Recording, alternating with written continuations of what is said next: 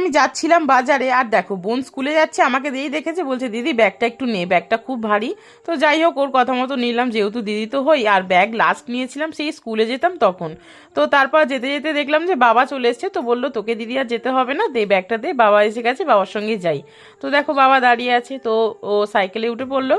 আর তারপরে বাবা চলে গেল ওকে নিয়ে, আর আমিও চলে গেলাম দোকানে। তো তারপর তারপর আমি চলে গেলাম মাংসের দোকানে, যেহেতু বেরিয়েছিলাম কিছু বাজার করব আর মাংস নেবো, তো মাংসটা নেওয়া হয়ে গেছে। দোকানের পাশেই দেখছি একটা কুকুর বাচ্চা দিয়েছে কতগুলো, দেখো 5খানা মনে হয় ছিল, তো ওরা শুয়েছিল।